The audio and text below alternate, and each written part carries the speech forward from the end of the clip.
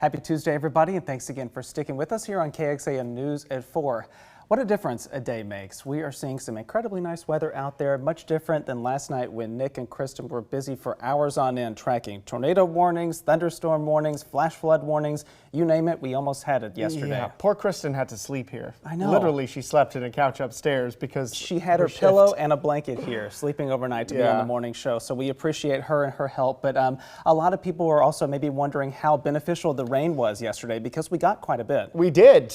Most areas between 1 and 3 inches of rain just yesterday alone. So I did want to do a little rainfall recap for you before we look ahead to our potential next round of rain and storms that comes later on tonight. So in the hill country where we need the rain the most because it then filters into our lakes, which are our primary water sources here in central Texas.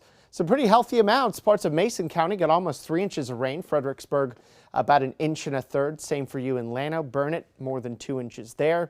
Not quite as much in San Saba and Lampasas County, but still beneficial. And more than 2 inches there just near Johnson City. The metro, similar numbers. There were a few spots that stayed under 1 inch, but most of us got to that 1 inch mark and then some.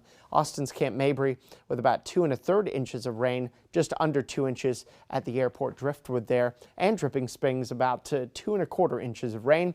And a similar story in our eastern counties, about 1 inch to 2 inches with some slightly higher amounts in spots. Officially at Austin's Camp Mabry, yesterday, 2.31 inches of rain. That made it our wettest day since January 22nd of last year. Not this January, the January before. The only time that we've ever had more rain than this, or the most recent time, we had 3.11 inches of rain January 22nd. So it's been a while before we've had this sort of rain here in central Texas. What has it done to our rainfall totals for the month, for the year to date? Well, this month, 3.95 inches of rain since May began, but May is our wettest month of the year. So even with almost 4 inches of rain so far, we are still in a rainfall deficit for the month to date of about 1/2 inch. And our rainfall deficit since January 1st, almost 3 inches, so we still need more rain. But it is starting to show up in our lakes now. Both Lake Travis, Lake Buchanan are up over this time yesterday, and they're up by several inches, in fact, over yesterday too. In fact, I did a little math, and Lake Travis is up 9 inches over 24 hours, and Lake Buchanan's up about 5 inches in 24 hours. By the way, on KXAN.com, if you're curious how much rain we've had, you can just go to KXAN.com under the Weather and Traffic tab, click on those Austin area rainfall totals and amounts, and you can see what you got near your neighborhood and what other parts of central Texas got here yesterday and overnight. Right now, no rain here in central Texas. We're drying out, getting some outside time in. At the Covert Bee Cave Auto Mall camera there in Bee Cave, sunshine and scattered clouds should set us up for a pretty nice evening. Rain chances this evening are low. We'll have to watch some of these cumulus clouds trying to bubble up in a few spots, just in case they continue that trend. But for right now, at least through the early evening, rain chances are low. To the west of us, though, especially much farther west, storms are bubbling up, already severe weather. The general anticipation and expectation is that these storms will grow and then gradually move east through the evening, getting into central Texas either late evening or during the overnight hours. And some of them may be severe by the time they get here. Look at what our computer models are suggesting here by 8. Still the storms mostly way to our west. We'll call our rain chances at that point about 10%.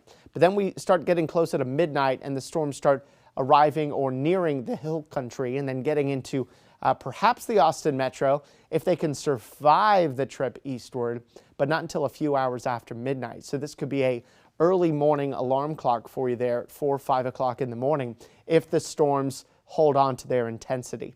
And there is some question as to how strong they will be by the time they get into the Austin metro. If they weaken, it might just be a light shower, but the potential is there for storms overnight into early tomorrow morning. And then that round moves away, and then we get some additional rounds of showers and storms at times here tomorrow into the afternoon. So tomorrow looks to be a more unsettled day than today. Severe weather threats tonight and tomorrow. Large hail, damaging wind, and localized flash flooding. Of course, bear in mind that the ground is not quite as dry as it was leading into yesterday's storms, so we may be a little more prone to some flash flooding should we get additional 1 to 2 inch rainfall amounts plus in a short amount of time. So scattered storms, but most of us not getting them until way late tonight, although some may be severe. Overnight lows dropping down to 70.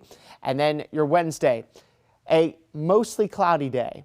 A wetter day with occasional rounds of showers and storms almost on and off. There still may be a few isolated severe storms. Right now, the severe weather risk for tomorrow is a 1 out of 5 for most of the area, with the exception of Lampasas and San Saba counties. And a flash flood threat tomorrow is a 1 out of 4.